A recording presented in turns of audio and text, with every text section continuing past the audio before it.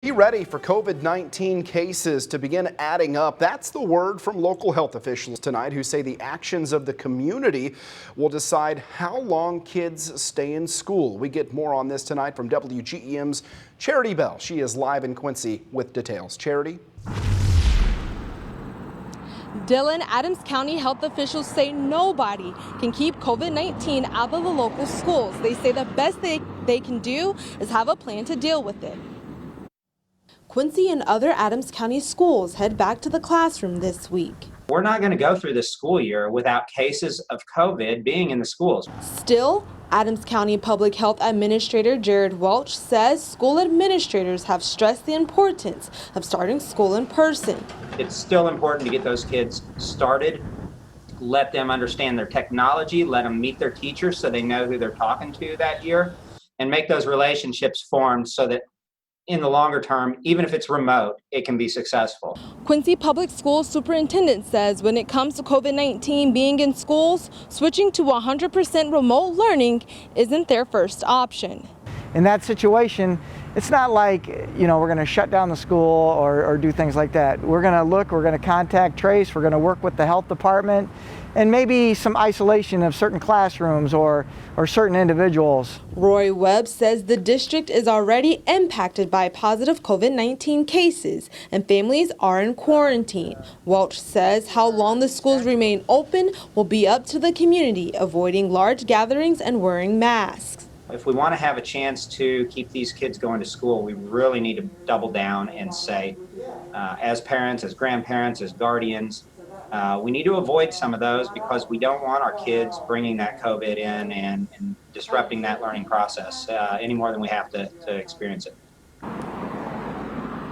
Welch says he has advised schools on safety guidelines, but he says the decision to continue with in-person learning rests with school officials. Live in Quincy, Charity Bell, WGEM News. All right, Charity, thank you. Now, QPS teachers return to school today. Students set to return on Thursday. Meantime, Quincy Public Schools has also set up tents at the high school. Superintendent Webb says the tents will be used for outdoor classrooms, especially for things like music classes.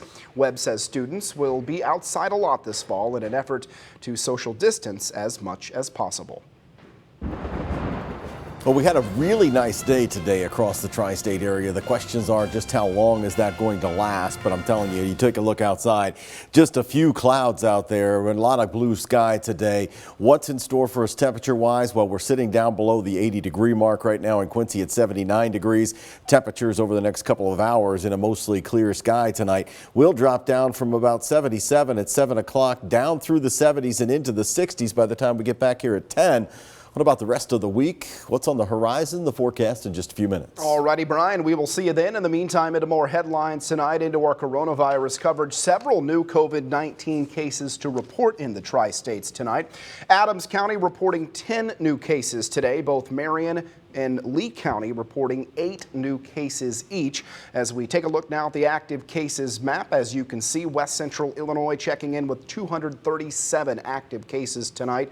There are 266 in Northeast Missouri, which over the last week or so has overtaken the tri-states with the most amount of cases. Then in Lee County, Iowa, 103 cases as we speak. One of the top White House coronavirus task force members paid a visit to the state of Missouri today, saying Missourians need to do more to stop the spread of the virus. Dr. Deborah Birx met with Governor Parson and state health leaders this morning. She says people should not host large gatherings. Also, if you're in a situation where you cannot social distance or wear a mask, you should leave. And so we need to ask ourselves every single time, outdoors or indoors, although outdoors is safer, we see spread occurring in outdoor parties too, is we need to say to ourselves, am I 6 feet apart at all times, or is my mask on? And if you can't answer that, then you shouldn't be there. Meantime, let's stay right there in the Show Me State. We're in Lewis County, Missouri tonight. The C1 school district has canceled this week's start of school. Administrators say that they're simply too short-staffed. WGEM's Jada Hill is live for us in Ewing, Missouri tonight with more. Jada?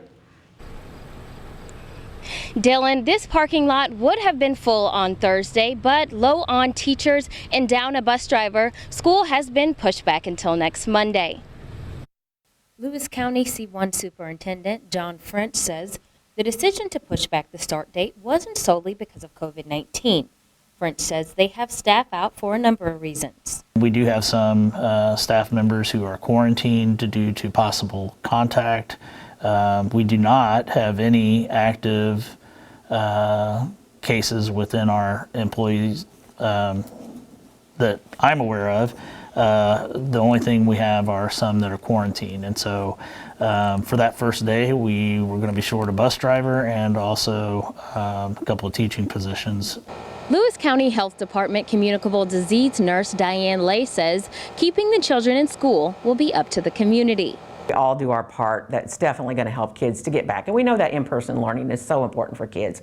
You know, we all want our kids and our grandkids to get back to that. They need that socialization. They need that education and all the many benefits that come with being in person in school. Lay encourages parents to be extra attentive when it comes to their children's health. Not everybody has all those signs and symptoms, but people need to be aware of them and just be astute to your kids' condition and how they're feeling. French says it's more critical than ever that parents help enforce COVID-19 guidelines. Wearing the masks and social distancing, washing hands frequently, all of those things that you keep hearing over and over, we need your help in making sure that that happens.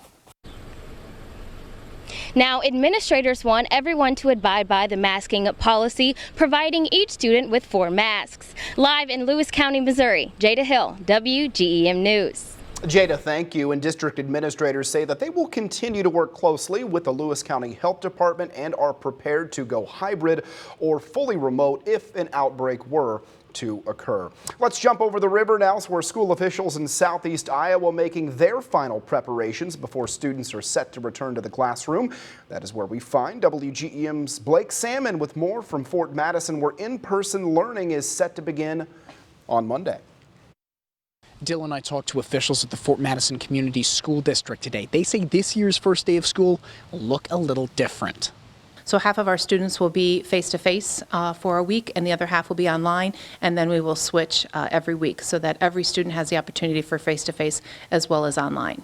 Superintendent Aaron Slater says they're working with the Community Health Department on their plan for if a student or teacher gets the virus.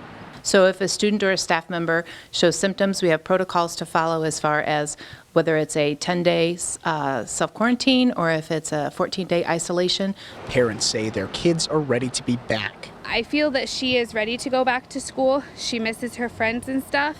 But that doesn't mean they don't have concerns. The COVID cases in Lee County is definitely on the rise right now.